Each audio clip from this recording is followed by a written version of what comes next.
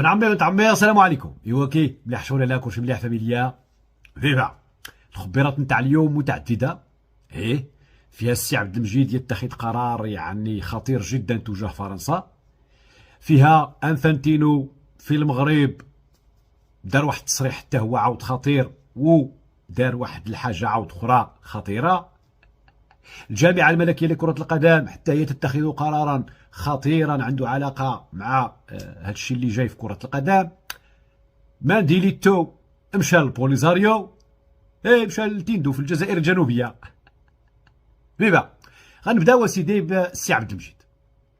السي عبد المجيد بن عمي اليوم يأمر باستدعاء السفير الجزائري في فرنسا على عجل من اجل التشاور. هادشي نتاع التشاور كيديروا بزاف د المرات السي عبد المجيد ملي كتكون الامور يعني فيها احراج كبير وكبير جدا. هاد المره كانت الضربه قاضيه لشي حاجه سميتها السياده الجزائريه على بلادها ولاد بلادها، يعني بعيدا عن ان هذيك اللي تهربات معارضه خايفه من الحبس، خايفه من الاعتقال، خايفه من الاعدام كما وقع لواحد العدد نتاع المعارضين اللي كاينين على برا، فالامر يتعلق باعتداء صارخ وصاخر من فرنسا على السياده الجزائريه. زعما هذه ما فيهاش نقاش، ما فيها طنز، ما فيها والو.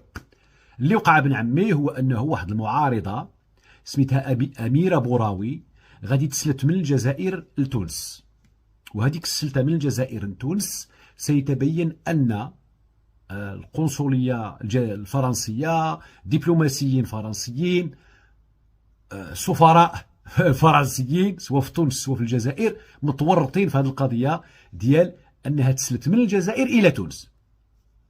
المشكل ماشي هنا وفقط، المشكل انه في تونس تم توقيفها من طرف السلطات التونسيه. بطبيعه الحال قيس سعيد باغي او كان باغي ارضها للجزائر، يعني يسلمها للجزائر، ولكن تتدخل الماما فرنسا فتأمر بترحيلها من تونس الى فرنسا. اذا هو اعتداء صارخ على السياده الجزائريه وعلى السياده التونسيه. تونس مازال ما دار والو، في حدود علمي انه اقال وزير الخارجيه. واش الاقاله نتاع قيس سعيد لوزير الخارجيه التونسي جايه في هذا الاطار، او في اطار شي مواقف اخرى، ولا داك الشيء تاع التبهليل نتاع قيس سعيد اللي ما كنعرفوش امتى كيفيق وامتى كيقرر ولماذا وكيف يقرر. نرجعوا للجزائر.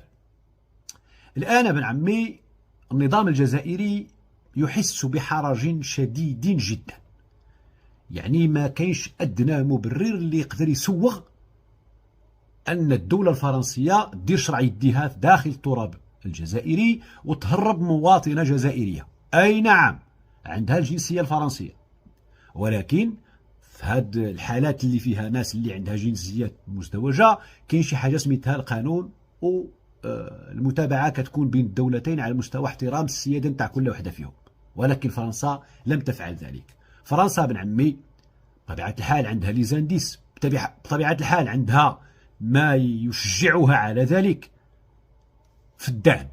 اعتبرت السلطات الجزائريه، اعتبرت النظام الجزائري نظام خدام عندها، وبالتالي تقدر تهينه بدون ادنى مشكل. واقصى ما فعله الان السي عبد المجيد هو انه استدعى السفير نتاعو في باريس للتشاور.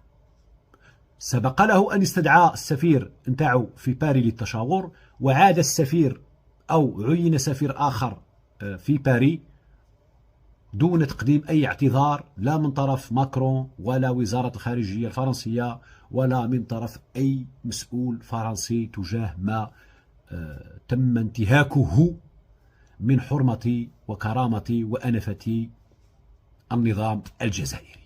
إذن سننتظر، غادي نستناو شنو غيوقع، والأكيد أنه ما غادي يوقع والو.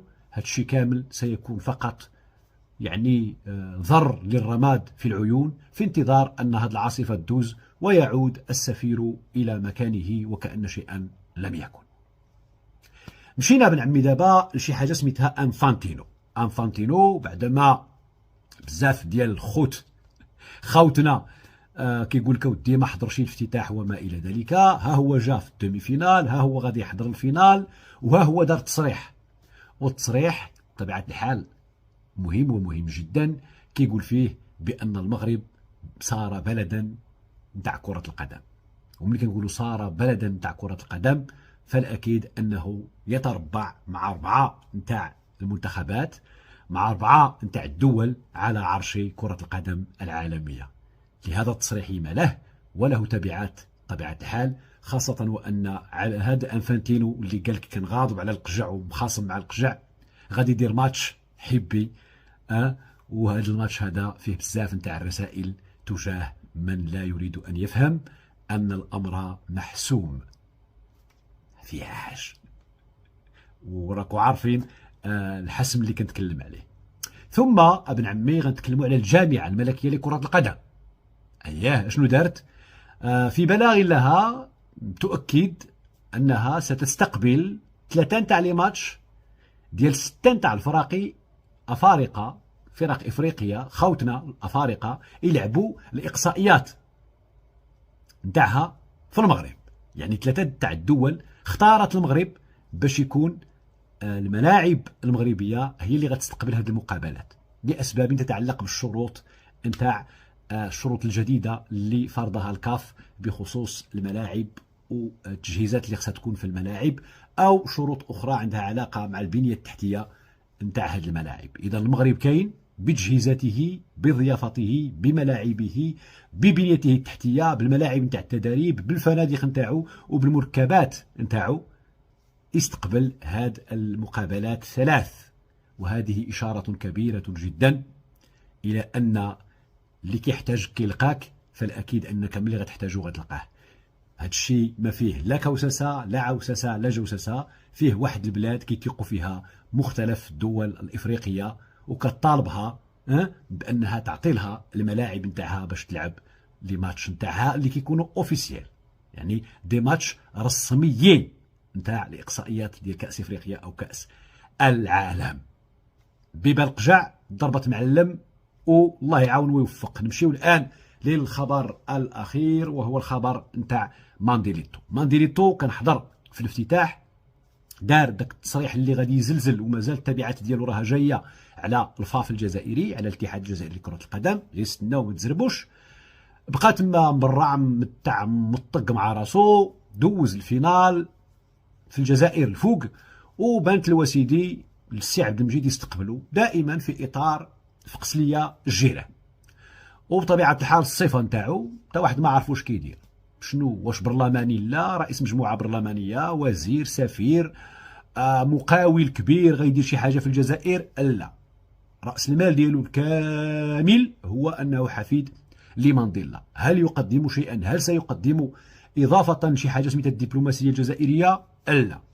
حاجه وحده اللي كيديرها إغاظة المغرب. وبطبيعة الحال ما عندك ما تغيض في المغرب بواحد البرهوش مراهق، ها هو الآن كينزل وكيمشي عند الغالي فين؟ في تندوف. إذا من داخل الجزائر من العاصمة طائرة رئاسية تقل مانديليتو إلى تندوف دائما في الجزائر ليستقبله رئيس تندوف داخل نفس الدولة. يعني مشهد عبثي سوريالي ينضاف إلى المشاهد التي يصر النظام الجزائري على تأثيث هذه الوقائع والأحداث السياسية في المنطقة، ويصر أنه يعطينا عليش نهضروا. وبطبيعة الحال فنحن نشكره من هذا المنبر وكنقول له برافو، والله يزيد في حماقاتك أيها النظام الجزائري، والله يزيد في رعونتك، والله يزيد في الغباء نتاعك باش نلقاو عليش نهضروا وعليش نطنزوا وعليش نطلعوا الفيديوهات نتاعنا. شكرا.